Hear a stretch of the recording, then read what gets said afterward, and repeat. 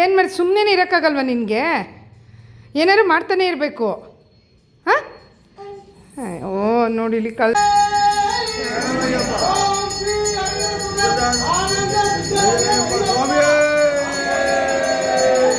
ಪರವಾಗಿಲ್ಲ, ಪ್ಯಾಂಟ್ ಹಾಕ್ಬೇಕು ತಾನೆ. ಅಡುಗೆ ಮಾಡ್ತಿದ್ಯಾ ಕಂದ? ಅಣ್ಣಂಗೊಂಚೂರು ಊಟ ಹಾಕ್ಕೊಡು. ಏನು ಅಡುಗೆ ಮಾಡ್ತಿದ್ಯಾ ಕಂದ? ಅಣ್ಣಂಗೊಂಚೂರು ಹಾಕ್ಕೊಡು.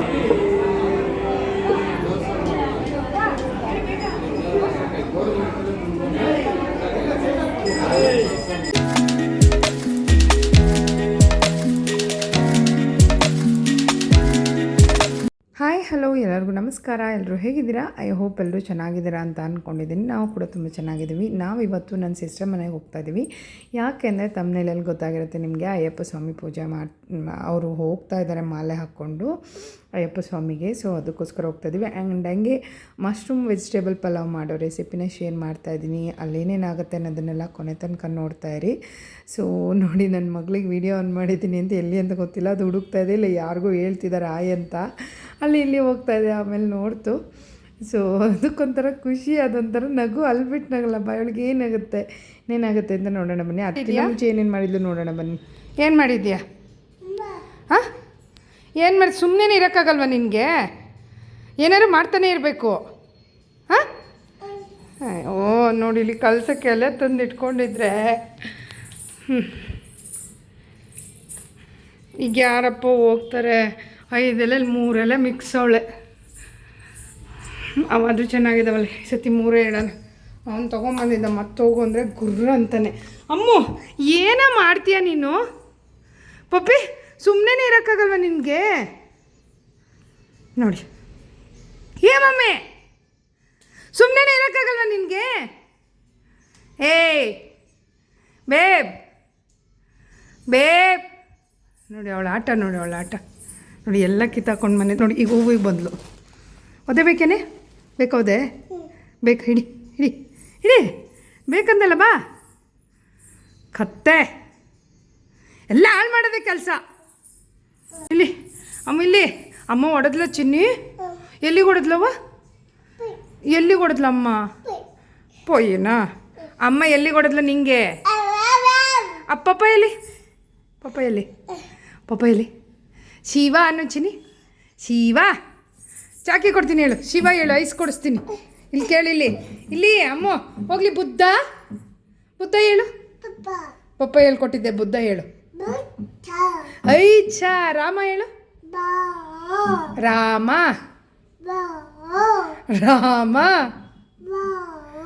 ಅಯ್ಯೋ ಅಮ್ಮ, ಹೆಂಗೆ ಸ್ವೀಟ್ ಹೆಂಗೆ ತಿನ್ನಬೇಕು? ಇಲ್ಲ ಸ್ವೀಟ್ ಹೆಂಗೆ ತಿನ್ನಬೇಕು? ಇಲ್ಲಿ ಕೇಳಿ, ಸ್ವೀಟ್ ಹೆಂಗೆ ತಿನ್ನಬೇಕು? ಹಂಗೆ ತಿನ್ಬೇಕಾ? ಪೋಲಿ ಅಮ್ಮ ಇಲ್ಲಿ ಕೇಳು. ಸ್ವಾಮಿಯೇ ಹೇಳು. ಅಯ್ಯಪ್ಪ ಸ್ವಾಮಿಯೇ ಹೇಳು. ಇಲ್ಲಿ ಲಾಸ್ಟ್ ಟೈಮ್ ಹೇಳು, ಒಂದು ಸರಿ ಹೇಳು ಸಾಕು. ಇನ್ನೊಂದು ಸರಿ ಅದು ಚಿವುಟ್ಬಾರ್ದು, ಏಟಾಗತ್ತೆ. ಇಲ್ಲಿ ನೋಡಿ, ಇಲ್ಲಿ ಸ್ವಾಮಿಯೇ. ಚಿನ್ನಿ ಕಂದ ಹೇಳು ಬಂಗಾರಿ. ಸ್ವಾಮಿಯೇ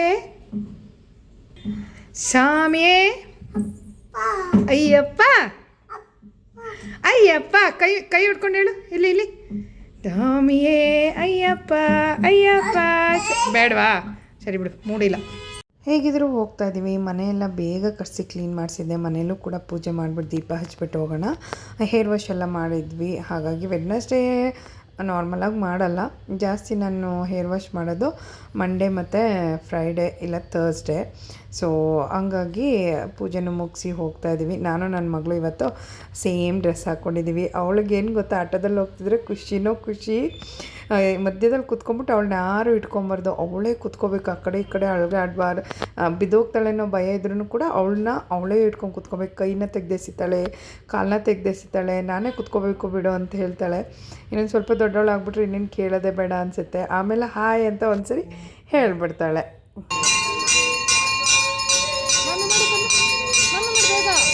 ಬೇಗ ಮಾಡು.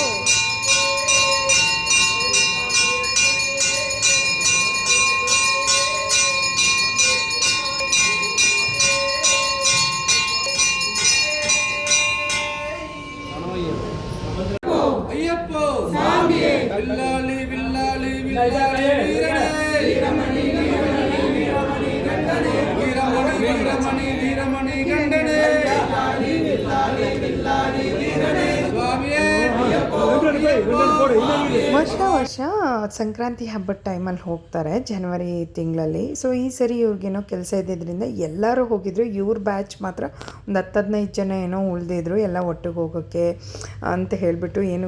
ಅಂದರೆ ಏನೋ ರೀಸನ್ಗಾಗಿ ಹೋಗಿರಲಿಲ್ಲ. ಸೊ ಇವಾಗ ಹೋಗ್ತಿದ್ದಾರೆ ಎಲ್ಲರೂ. ಆವಾಗ ಅಂತೂ ತುಂಬ ರಶ್ ಇರುತ್ತೆ, ನಿಂತ್ಕೊಳ್ಳೋಕ್ಕೂ ಆಗೋಲ್ಲ. ಬಟ್ ಇವಾಗ ಏನಂದರೆ ಎಲ್ಲರನ್ನೂ ಕರ್ಕೊಂಬಂದಿದ್ರು ಅವ್ರ ಫ್ಯಾಮಿಲಿಯವರು, ಅವ್ರ ಮಕ್ಕಳಿಂದ ಕಾಯಿ ತುಂಬಿಸೋದು ಎಲ್ಲ ಮಾಡ್ತಿದ್ರು. ಖುಷಿಯಾಗುತ್ತೆ ಚಿಕ್ಕ ಮಕ್ಕಳಿದ್ದಾಗ. ಈ ಸರಿ ಯಾವುದೂ ಚಿಕ್ಕ ಮಕ್ಕಳಿಲ್ಲ ಅಂದ್ಕೊಂಡಿದ್ದೆ. ಲಾಸ್ಟಲ್ಲಿ ಬರುತ್ತೆ ಒಂದು ಮಗು, ಹೆಣ್ಮಗು, ಅದು ಕೂಡ ಹಾಕಿಸ್ಕೊಂಡು ಕರ್ಕೊಂಡೋಗಿದ್ರು. ಅದಾದಮೇಲೆ ನನ್ನ ತಂಗಿಯವರು ಹಸ್ಬೆಂಡು ಕೂಡ ನಮ್ಮ ಭಾವನೂ ಹಾಕಿದ್ರು. ಸೊ ಒಬ್ಬೊಬ್ಬರು ಒಂದೊಂದು ಕಡೆ ಮಾಡ್ತಾರೆ ಕಾಯಿ ತುಂಬಿಸೋದು, ಅಕ್ಕಿ ತುಂಬಿಸೋದೆಲ್ಲನೂ. ಸೊ ಅವ್ರು ಫಸ್ಟ್ ತುಂಬಿಸಿದ್ರು. ನಾನು ಕೂಡ ಯಾವಾಗಾದ್ರಲ್ಲಿ ಹೋದಾಗ ಪೂಜೆ ಟೈಮಲ್ಲಿ ಕಾಯಿನ ತೊಗೊಂಡು ತುಂಬಿಸಿ ಕಳಿಸ್ತೀನಿ. 150 ರುಪೀಸ್ ಏನೋ ಇರುತ್ತೆ ಒಂದು ಕಾಯಿಗೆ. ಅವರು ಎಲ್ಲರೂ ಹುಡುಗರುಗಳಿಗೂ ಸ್ವಲ್ಪ ಕಮ್ಮಿ ಇದು ಮಾಡ್ತಾರೆ. ಇವರು ನಮ್ಮ ಭಾವನ ಮತ್ತು ಮಣಿ ಅಂತಿದ್ದಾರಲ್ಲ, ಅವರು ತುಂಬ ಜನದ ಕಾಯಿನ ಹೊತ್ಕೊಂಡು ಹೋಗ್ತಾರೆ. ಅಂದರೆ ಅವ್ರಿಗೆ ಅಷ್ಟು ಕೆಪಾಸಿಟಿ ಇರುತ್ತೆ, ಮೀನ್ಸ್ ತೊಗೊಂಡು ಹೋಗ್ತಾರೆ ಜಾಸ್ತಿನ. ಇನ್ನು ಬೇರೆಯವರೆಲ್ಲ ಪಾಪ ಸ್ವಲ್ಪ ಎತ್ಕೊಂಡು ಹೋಗ್ತಾರೆ. ಸೊ ಅದಾದಮೇಲೆ ನಾನು ಮತ್ತು ಅವಳು ಕೂಡ ತುಂಬಿಸಿದ್ವಿ. ಆವತ್ತಿನ ದಿನ ಅವನಿಗೂ ಕೂಡ ರಜೆ ಇತ್ತು. ಅದಾದಮೇಲೆ ನಮ್ಮ ಮನೆಯವ್ರಿಗೆ ಆಫೀಸ್ ಇತ್ತು, ಬರೋಕ್ಕಾಗಿಲ್ಲ. ನಾವು 3 ಜನನೇ ಹೋಗಿ ಅವ್ರ ಹೆಸರಿಂದ ಎಲ್ಲ ಮಾಡಿ ಮಾಡಿಸ್ಕೊಂಬಂದ್ವಿ. ಸೊ ನನಗೂ ಗೊತ್ತಿಲ್ಲ, ನಾವಿಬ್ಬರು ಸೆಟ್ ಮಾಡ್ಕೊಂಡು ಹೋಗಿದ್ವಿ. ನನ್ನ ತಂಗಿನೂ ಅದೇ ಥರ ಸ್ಯಾರಿ ಸ್ವಲ್ಪ ಲೈಟಾಗಿ ಮ್ಯಾಚ್ ಆಗೋವಂಥದ್ದನ್ನ ಹಾಕ್ಕೊಂಡಿದ್ಲು.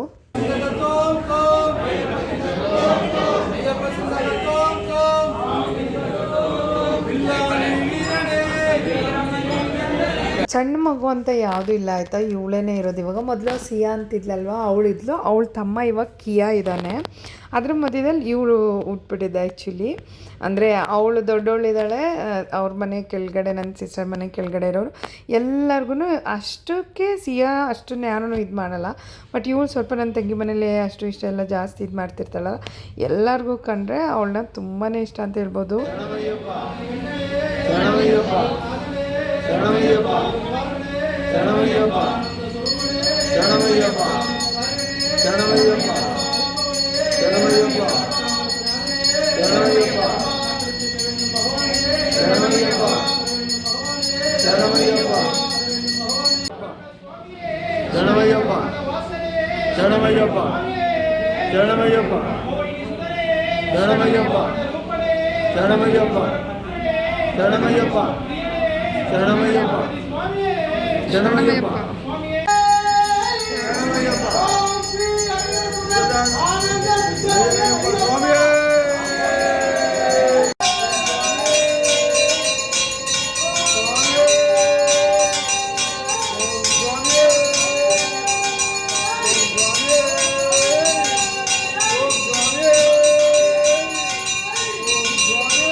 ಅಲ್ಲೇ ಊಟದ ವ್ಯವಸ್ಥೆ ಎಲ್ಲ ಮಾಡಿದರು.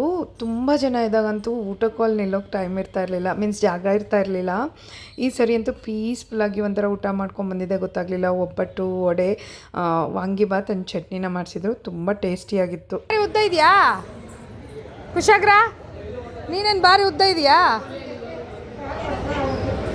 ಇಲ್ಲಿಂದನೇ ಗೊತ್ತಾಗ್ತಂತೆ ಕೊಳ್ಳಿ ಅಂತ. ಅಲ್ಲ ಇವಳಿಗೇನ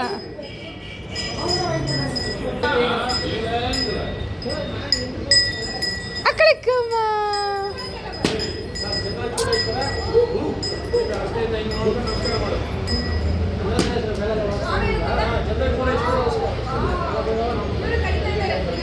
ಮಧ್ಯಾಹ್ನ ಒಂದು 2 ಗಂಟೆಯಿಂದನೂ ಸ್ಟಾರ್ಟ್ ಆಯಿತು ಪೂಜೆ. ಬಟ್ ಅವ್ರಿಗೆ ಟೈಮಿಂಗ್ಸ್ ಅಂತ ಇರುತ್ತಲ್ವ, ಅವ್ರು ಹೋಗೋದಕ್ಕೆ ಮಾಡೋದಕ್ಕೆ ಅಂತ ಹೇಳಿ ಅದೆಲ್ಲ ಮಾಡ್ಕೋತಾಯಿದ್ರು. ನಾವು ಸ್ವಲ್ಪ ಈ ಕಡೆ ಆಟ ಆಡೋದು ಮಾಡೋದೆಲ್ಲ ಮಾಡ್ತಾಯಿದ್ವಿ. ಅವರೆಲ್ಲ ಎತ್ಕೊಂಡು ಹೋಗೋದಕ್ಕೆಲ್ಲ ಏನೇನು ಬೇಕೋ ಅದನ್ನೆಲ್ಲ ಇದು ಮಾಡ್ಕೋತಾಯಿದ್ರು. ನೀರನ್ನು ಕೂಡ ಇವಳು ಕೊಡ್ತಾಯಿದ್ಲು. ಸೊ ನನ್ನ ಮಗಳು ಬಾಟ್ಲು ಎಸ್ತು ತೋರಿಸ್ತದೆ, ಇವಳು ಹಂಗೆ ಎಸ್ತು ನಾನು ನಿಲ್ಲಿಸ್ತೀನಿ ಅಂತ ಹೇಳ್ಬಿಟ್ಟು ನಾವು ಏನು ಮಾಡ್ತೀವಿ ಅದನ್ನು ಅವಳು ಮಾಡಬೇಕು.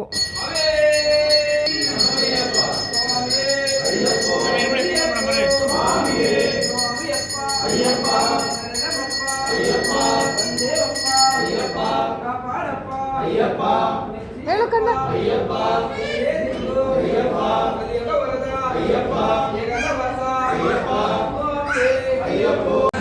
ಗೊತ್ತನೂ ಇಲ್ಲ ಒಳ್ಳೆ. ನನ್ನ ತಗೋ ಬತ್ತಲ್ಲ ಅಲ್ಲಿ.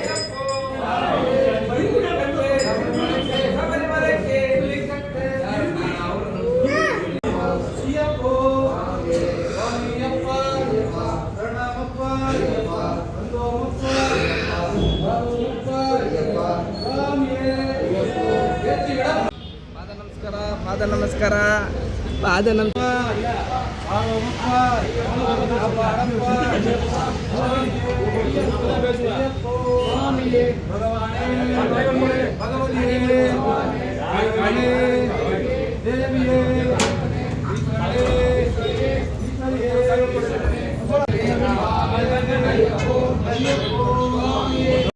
ಲಾಸ್ಟಲ್ಲಿ ಒಬ್ಬರು ಹೆಣ್ಮಗುನ ಕರ್ಕೊಂಬಂದರು ನೋಡಿದವಲ್ವಾ. ಯಾವಾಗಲೂ ಇರ್ತಾರೆ ಮಕ್ಕಳು, ಚಿಕ್ಕ ಚಿಕ್ಕ ಮಕ್ಕಳು. ಈ ಸರಿ ಹೆಣ್ಮಗುನೂ ಇತ್ತು, ಗಂಡು ಮಕ್ಳ ಜೊತೆ ಇರ್ತಾರೆ. ನಮ್ಮ ಖುಷಿನೂ ಹೋಗಿದ್ದಾನೆ 1-2 ಸರಿ ಅನಿಸುತ್ತೆ. ಜೀವನಂತೂ 3-4 ಸತಿ ಆಗಿದೆ ಅನಿಸುತ್ತೆ. ಆ 3 ಸರಿ ಹೋದವರು ಗಂಟೆನ ಕಟ್ಕೊಂಡು ಹೋಗ್ಬೇಕಂತೆ. ಪಾಪ ಒಂದು ಹುಡುಗ ಹಂಗೆ ಗಂಟೆ ಕಟ್ಕೊಂಡು ಹೋಗ್ತಾ ಇತ್ತು. ಆ ಮಗು ಪಾಪ ಅವ್ರ ಅಮ್ಮನ ನೋಡಿ ಅಳ್ತಾ ಇದೆ, ಅಮ್ಮನ ಕರ್ಕೊ ಹೋಗೋಣ ಅಂತೇಳಿ. ಪಾಪ ಮಕ್ಳಿಗೇನು ಗೊತ್ತಿರಲ್ಲ, ಹಾಕ್ಸ್ಬಿಡ್ತಾರೆ. ಪಾಪ ಅವುಗಳಿಗೆ ಏನೋ ಒಂಥರ ಖುಷಿಯಿಂದ ಓಡ್ತಾರೆ. ನಮ್ಮ ಖುಷಿ ಅಂತೂ ಸ್ಕೂಲ್ ಬಿಟ್ಟು ಹೋಗೋದೇ ಒಂದು ಖುಷಿ. ಅವ್ನಿಗೆಲ್ಲ ಸುತ್ಕೊಂಡು ಆಟ ಆಡೋಕ್ಕೆ ಥಿಂಗ್ಸ್ನ ತೊಗೊಂಬರೋದಂದ್ರೆ. ಬಾಯ್ ಮಾಡು ಚಿಕ್ಕಪ್ಪಂಗೆ, ಬಾಯ್ ಮಾಡು ಬೇಗ, ಬಾಯ್ ಬಾಯ್. ಪ್ಲೇನ್ ಕಿಸ್ ಕೊಡು, ಒಂದು ಐಸ್ ತಗೊಂಬನ್ನಿ. ಪೀಸ್ ಐಸ್ ಕೊಡಿ, ಪೀಸ್ ಐಸನ್ನು, ಐಸನ್ನು.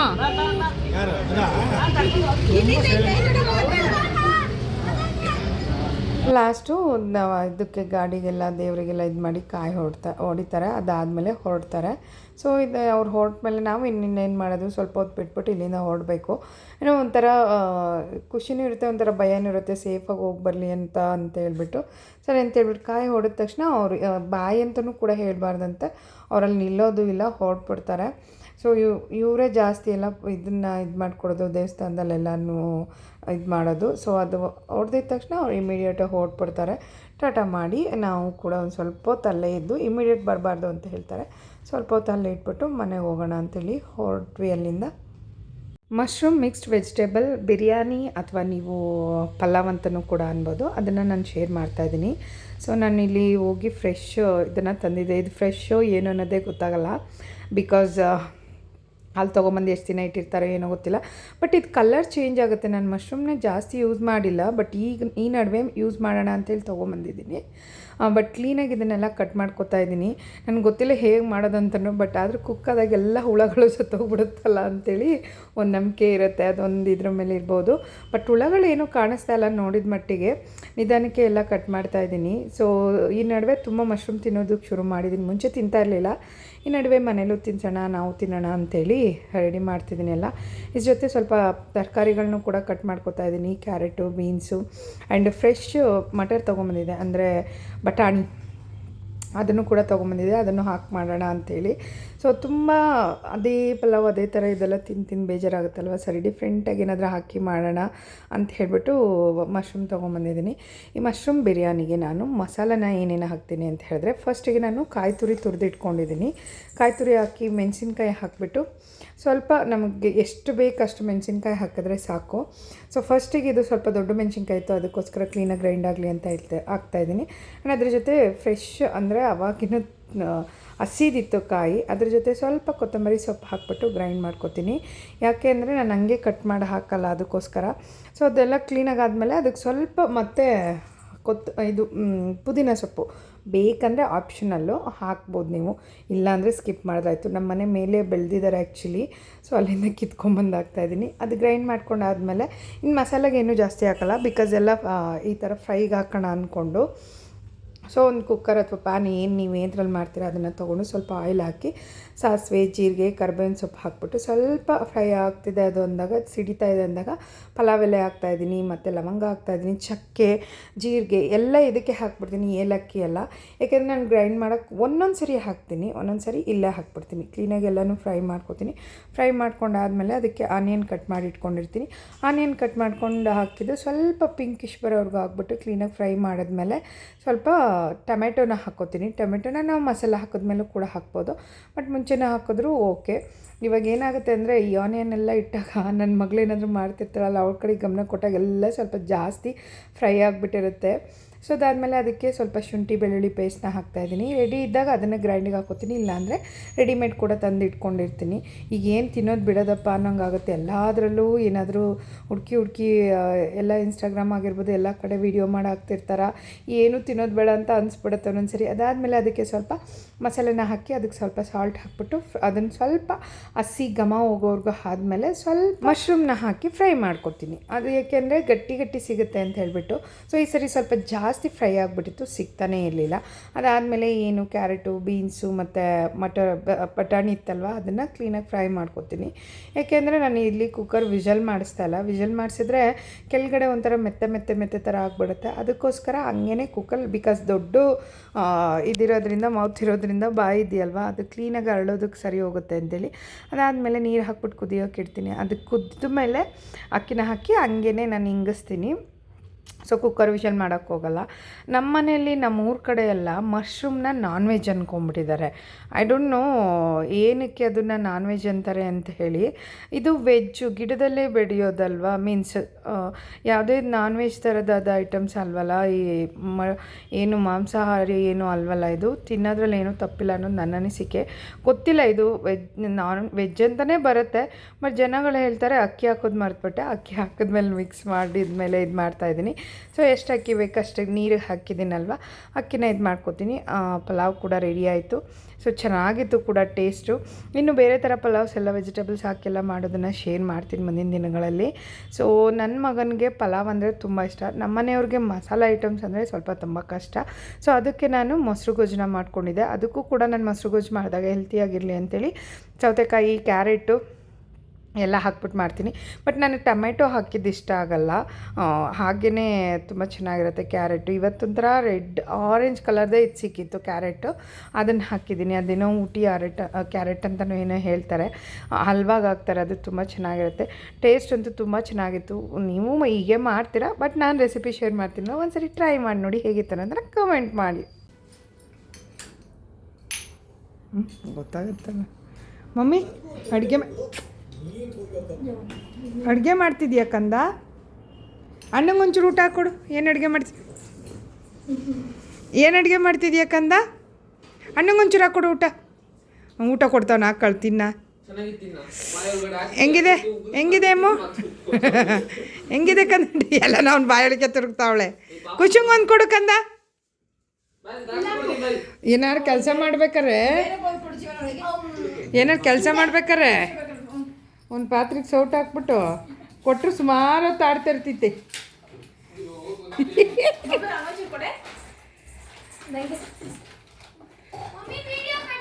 ಬಾಯಿ ಕೊಡು ಕಂದ.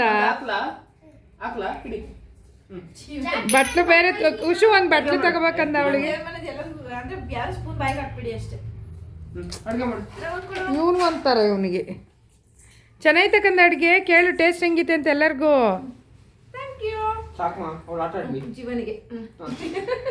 ಅಮ್ಮ ನಂಗೊಂದು ತುತ್ತು ಕೊಡೆ, ನಂಗೊಂದು ಸ್ಪೂನು. ಅಮ್ಮ ಗೋಬಿ ಮಾಡ್ತಿದ್ಯಾ ಕಂದ? ಹೆಂಗಿದೆ ಫ್ರೈ ಗೋಬಿ? ಟೇಸ್ಟ್ ಹೆಂಗಿದೆ? ವಾ, ಬಿಗ್ ಬೌಲ್. ನೀನು ತಿನ್ನು ಬೇಕಾದ್ರೆ, ನಾನೇ ಇಟ್ಟಿರೋದು. ಅಲ್ಲ ಬೇಕಾ, ಚೆನ್ನಾಗೈತೆ, ಏನೂ ಆಗಿಲ್ಲ. ಹಾಂ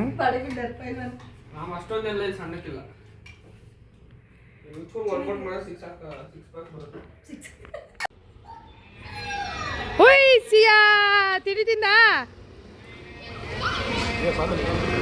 ತಿಂದೇನೆ. ಏ ಸಿಯಾ, ತಿಂಡಿ ತಿಂದ ಓ ಸರಿ ಅಂತ ಹೇಳ್ಬಿಟ್ಟು ಅಲ್ಲಿಂದ ಹೊರಟ್ವಿ. ಆವತ್ತಿನ ದಿನ ಗುರುವಾರ ಆಗಿದ್ದರಿಂದ ಅಲ್ಲೇ ಸ್ನಾನ ಎಲ್ಲ ಮಾಡಿ ದೇವಸ್ಥಾನಕ್ಕೆ ಹೋಗೋಣ ಅಂತ ಬಂದಿದ್ವಿ. ಸೊ ವೆಡ್ನೆಸ್ಡೇ ಫಂಕ್ಷನ್ ಇತ್ತು, ಮಾಲೆ ಹಾಕ್ಕೊಂಡು ಹೋಗಿದ್ದೆಲ್ಲ. ಗುರುವಾರ ಅಲ್ಲಿಂದನೇ ಬರೋಣ ಅಂತೇಳಿ ಐಡಿಯಾ ಮಾಡ್ಕೊಂಡು ಹೋಗಿದ್ವಿ.